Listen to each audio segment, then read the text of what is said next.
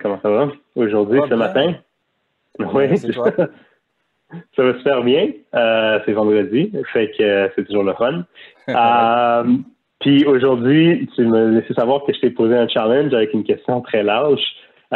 Comment développer son mix média? Euh, Fait que j'ai hâte d'en entendre plus parce que pour moi, puis là je parle vraiment aux marketeurs, c'est pas des agences de médias, pas des professionnels nécessairement des médias.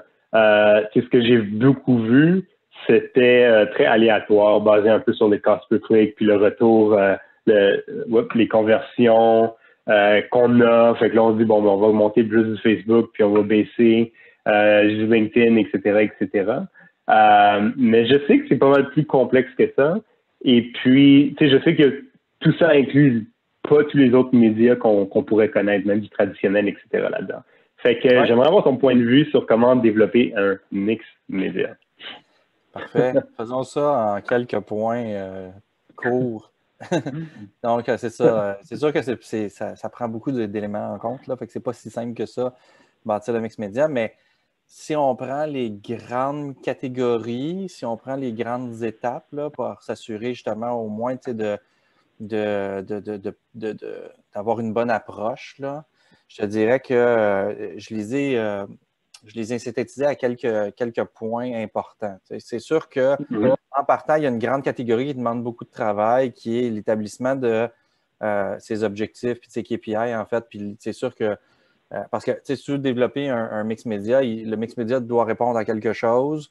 Ce quelque Mhm. chose-là doit répondre à une problématique d'affaires, tout le kit. Fait que c'est sûr que toute la portion d'analyse de la problématique d'affaires, puis de la situation et tout, tout ça, en fait, va nous servir principalement à identifier deux éléments. Un, c'est quoi les objectifs que j'ai, hein, qu'est-ce que je veux atteindre.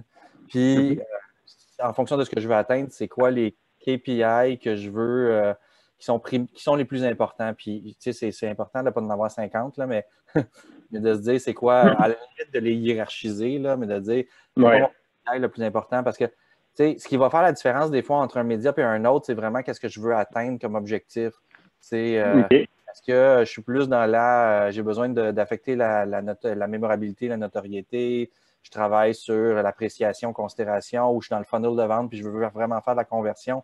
C'est sûr que c'est le premier élément qui va avoir un impact sur le choix dans le mix média.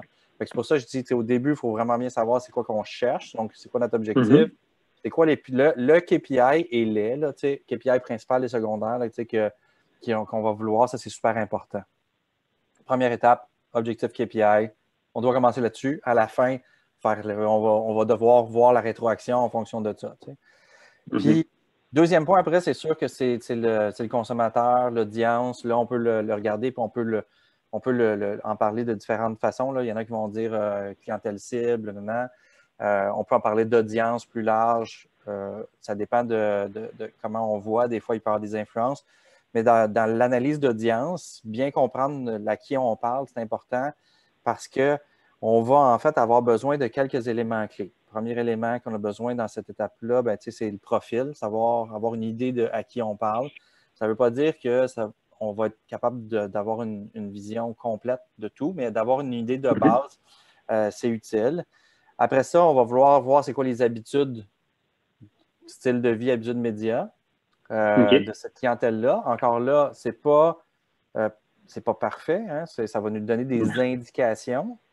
J'ai une clientèle un Ouais. peu plus jeune, qui est un petit peu plus un peu plus âgée. J'ai une clientèle plus féminine, plus masculine.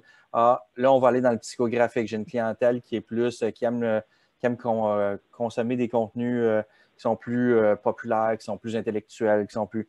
Fait que, tu sais, c'est juste pour se donner un feeling d'à qui on parle. Ça ne veut pas dire qu'à la OK. fin, c'est juste à eux qu'on va parler, mais ça va nous donner au moins un point de départ. Après ça, le processus d'achat, parce que euh, il y a des potentiels points de contact dans le processus d'achat. Puis ça va nous permettre de nous dire aussi si le processus est ongoing. Puis ça, c'est une des facettes, évidemment, qui est importante pour établir si on veut avoir, par exemple, une approche de always on, là, de annuel dans notre approche. Pour Mhm. ça, il faut voir c'est quoi le processus et l'attitude de notre clientèle face à ce processus-là. Ce qui nous amènerait à intégrer, par exemple, un volet always on dans une campagne. Ce n'est pas toutes les campagnes qui ont besoin de always on. OK. Beaucoup peuvent l'avoir, évidemment, parce que les processus ne sont pas tous ancrés à un moment. bon, ben, si je prenais un exemple vraiment bête, là, c'est sûr que si tu vends des abris Tempo au printemps, peut-être pas le meilleur moment. Il n'y a peut-être pas tant de Always On là-dedans. Mais donc, c'est pour ça que c'est important d'aller le voir pour s'assurer qu'on comprend bien la saisonnalité, s'il y a un Always On dedans, c'est quoi les points de contact. Ensuite de ça, troisième étape, on va voir ce qu'il y a au niveau des médias disponibles face à tout ce qu'on a mesuré. Je vais passer vite là-dessus parce que le plus important, c'est une fois qu'on a regardé ce qui est disponible, puis je mets ce point-là qui est important parce que souvent, on se restreint à quelques médias. Tu le disais dès le début, des fois, il y a des médias auxquels on ne pense pas. Bien, prends tes objectifs KPI, prends ton analyse d'audience, puis là, bien, vraiment dresse le portrait de tout ce qui est disponible, puis pousser plus loin, puis voir, OK, bien, à quoi on n'a pas pensé qu'il y aurait d'intéressant qui pourrait répondre à nos besoins, plutôt que de se restreindre à juste dire, initialement, j'ai pensé juste à celui-là. OK. Donc, de faire son bassin d'opportunités. Puis après ça, bien là, c'est les choix. Puis les choix, bien, il y a deux catégories de choix importants. Le premier, c'est choisir son média principal. Parce que souvent, pour atteindre un objectif, ce n'est pas toujours le cas, mais souvent, ça va être bon d'avoir un premier média principal duquel on va réussir à pouvoir avoir une première réponse. Tu sais, le risque à bâtir un mix média, c'est de se diluer trop vite. Puis d'avoir trop de canaux différents en même temps, c'est de mettre un petit peu de budget un peu partout, tu sais, puis si on voit, ça peut arriver que c'est une bonne approche quand on est très niche et tout, mais même quand on est niche, souvent, c'est quoi mon premier bon média pour atteindre mon objectif? Puis je vais vouloir m'assurer d'avoir une bonne portée-fréquence, par exemple, puis là, tout dépendant si je suis plus dans une approche de portée ou de fréquence, puis que ma fréquence, elle est suffisante pour atteindre mon objectif. Il faut juste s'assurer d'avoir un bon premier média qui est un bon anchor, en fait, pour notre campagne. Puis ensuite, on va vouloir rajouter à ce média principal-là des médias secondaires. Ça dépend du budget, évidemment, ça dépend de mes affaires, mais les médias secondaires ont beaucoup de points intéressants. Ça peut varier d'un à l'autre, mais moi, j'en recense 4 qui sont vraiment super utiles. Le premier, c'est qu'ils peuvent servir au rappel. Puis le rappel, façon d'être efficace dans son investissement. C'est d'avoir un média qui nous permet justement de rappeler le message puis d'utiliser en fait la mémorabilité court terme que les gens ont en tête puis le fait qu'ils ont vu déjà ce qu'on fait. Le deuxième, c'est d'améliorer la compréhension. Parce que souvent, de rajouter des médias qui utilisent des sens différents ou qui sont dans des mécaniques différentes, soit long form, texte et tout. Puis ça vaut autant dans le traditionnel que dans le numérique. J'utilise une approche vidéo, puis je veux me rajouter, par exemple, du content parce que je veux m'assurer il y a des gens qui ont besoin d'un petit peu plus d'explications pour comprendre ou pour avoir de l'intérêt. Ça fait ajouter un média dans un mix média pour améliorer la compréhension, c'est bon. Le troisième, c'est l'interception. Celui-là, ben, c'est que par exemple, on va vouloir avoir du search parce qu'on rentre les gens dans un funnel, puis on veut s'assurer évidemment qu'on les attrape, ou on a instauré de l'intérêt, puis les gens vont sur des plateformes, par exemple, de magasinage voyage, puis là, ben, tu vas être présent pour t'assurer de faire de l'interception. Puis le quatrième, c'est le reciblage. Évidemment, à partir du moment où les gens ont démontré un intérêt, c'est les gens qui ont le plus de potentiel de convertir.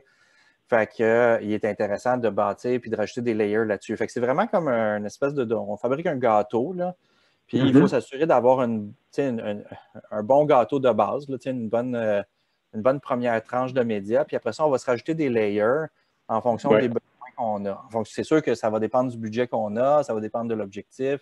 Fait qu'il y a ça peut nous amener à plein de places, mais je dirais que ça nous ramène à dire au moins, OK, assure-toi de bien comprendre ton objectif, le KPI que tu recherches principal et ou secondaire. Puis après ça, bien comprendre ton consommateur pour ne pas faire une campagne que toi t'aimes, mais faire une campagne qui est adaptée à eux, puis de comprendre à qui tu parles. Puis après ça, tu t'assures d'avoir un bon bassin de médias, puis de ne pas être restreint. Puis après ça, ben, tu bâtis ton gâteau en disant, ben, je veux un média principal, je veux bien qui répond bien à mon objectif de base. Puis après ça, je vais rajouter des strates pour ajouter de l'efficacité en fonction de mes besoins. Puis là, ben, ça peut varier évidemment dans le rappel, la compréhension, l'interception, le reciblage. Puis là, je m'assure d'avoir vraiment, là, j'ai une stratégie qui est complète, puis je m'assure de bien encercler ma clientèle. Là, évidemment, on peut regarder ça et se dire, ça coûte cher faire ça. Non, pas nécessairement. c'est sûr que si tu veux parler à tout le monde tout le temps pour tout dire, là, ce que j'appelle le dilemme budgétaire, là, tu veux parler à tout le monde Ouais. tout le temps pour tout dire à propos de tout, ça n'arrivera pas. Mais quand on sait que ça, c'est le passage obligé pour avoir un message efficace puis une bonne campagne, bien, il faut que tu commences en te disant bien, de quoi je veux parler, quand est-ce que je veux parler, à qui je veux parler. Je vais restreindre ce bassin-là pour avoir une campagne. Si j'ai moins de budget, je vais faire des choix, mais je ne vais pas cheaper en fait sur la mécanique de campagne de Mix Media parce qu'elle, elle m'assure que mon investissement il est efficace puis les gens se rendent au bout du processus. Fait que, grosso Je modo, comprends.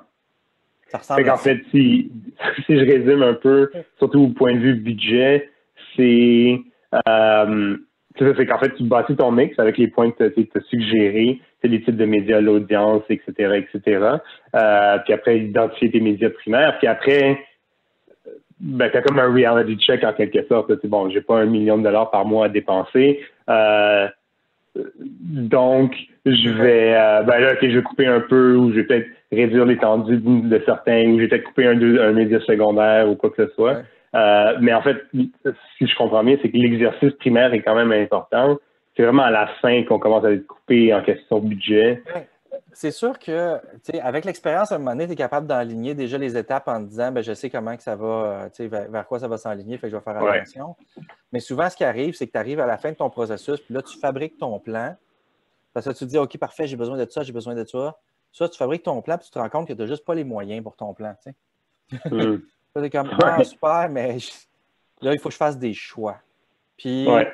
là, pour faire ces choix-là, il faut faire attention à pas fragiliser son mix média pour des raisons budgétaires, mais plutôt d'aller Hmm. faire des choix en haut, là, au début du processus pour dire comme, OK, Je comprends. ben, peut-être que je devrais me concentrer sur telle clientèle pour commencer, ou peut-être que je devrais juste essayer de faire une première vague à ce moment-ci, ou peut-être que mon objectif, peut-être que je devrais commencer par un step-by-step puis pas essayer de tout faire en même temps.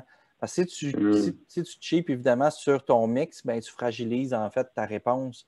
Puis ultimement, ben, il n'y a pas de pérennité dans ce que tu fais parce qu'à chaque fois, tu es toujours en train d'essayer de te battre avec la première étape, mais tu ne fais pas comme il faut. Tu sais. Fait que oui, il faut. Oui, des fois, c'est sûr que c'est à la fin que tu te rends compte que tu as, un dilemme budgétaire, puis il faut que tu recules. Puis tu te dises, Ouais. ben, OK, qu'est-ce que je change dans ce que j'ai? Non, c'est ça. Puis, tu sais, si je finis peut-être sur un petit exemple, c'est moi, personnellement, j'ai travaillé dans une startup à un moment donné, puis on avait comme zéro budget, mais ben, zéro, presque rien. Et puis, je pense qu'on a fait un des enjeux qu'on a fait, c'est qu'on a essayé de tout faire. Fait que Ouais. finalement, on a complètement dilué. C'est sûr qu'on a, on n'a pas pris l'approche stratégique non plus, mais tu sais, on l'a vu tout de suite, là, on a tellement mis peu d'argent partout qu'il n'y a rien qui a vraiment fonctionné. Puis c'est en commençant en consolidant, basé sur ce qu'on cherchait vraiment à faire, que c'est là où il y a eu un Ouais. certain succès qui a commencé. Ben, tu vois, puis c'est pas juste une approche qui fonctionne avec des médias payants. Tu sais, ça vaut avec toutes les approches. Ce que je veux dire, c'est, tu te dis, mettons, OK, ben, j'ai pas beaucoup de budget. OK, c'est pas grave. Tu as tes médias, tu as ton organique, tu as des événements, tu as ta clientèle. Fait que, OK, comment je peux travailler avec les assets que j'ai pour réussir à finalement à atteindre mes objectifs, même avec des éléments qui sont OK, ben j'ai un message, j'ai du contenu, comment je pourrais, OK, ben je peux-tu faire un partnership pour m'assurer d'avoir, OK, mais si je poste ça à cet endroit-là, puis j'utilise mes réseaux sociaux, qu'est-ce que je pourrais faire pour m'assurer d'avoir une deuxième réponse, une espèce de rappel? Bien, ma clientèle va l'avoir vu. Fait que je l'envoie sur les médias sociaux, ma clientèle va probablement l'avoir vu, donc je vais m'assurer après ça d'avoir un rappel par exemple, dans ma database en CRM, par exemple, ou même l'inverse. J'envoie en CRM, je m'assure d'avoir un suivi, par exemple, dans mes médias organiques. Puis, fait que c'est pas juste une structure qui marche avec des gros budgets et des médias payants. Ça marche aussi avec des petites structures. Faut que tu vois, en fait, tous tes points et tes assets que tu as, puis te dire, OK, ben j'ai ça, j'ai pas rien. J'ai du CRM, j'ai une clientèle, j'ai mes médias, j'ai mon organique que j'ai bâti dans mes médias sociaux, je les rencontre, j'ai mes forces de vente, j'ai mon point de vente. OK, mais comment ça, ce sont des éléments que je peux m'assurer de faire fonctionner avec mon premier média que je veux exploiter, puis un rappel d'une certaine façon. Puis après ça, les gens vont peut-être venir sur mon site web. Est-ce que je pourrais me servir de mon site web comme étant un point pour améliorer la compréhension, par exemple, en présentant des approches différentes? Fait qu'il ne faut pas juste le voir comme étant une approche qui est à gros budget payant et tout ça. Il faut le voir aussi même dans des structures dans lesquelles il y a moins de budget, voire même pas de budget, mais de faire l'exercice rigoureux de comprendre, OK, c'est quoi mon premier, c'est quoi mon secondaire, qui je parle, comment je lui parle, comment j'améliore ça. Super. Merci, Claude. Tu avais raison, c'est un gros sujet. Fait que on peut faire une heure sur chacun des points. C'est parfait, on fera ça. Merci beaucoup, Claude. Passe une excellente journée. Merci à toi aussi. Bye.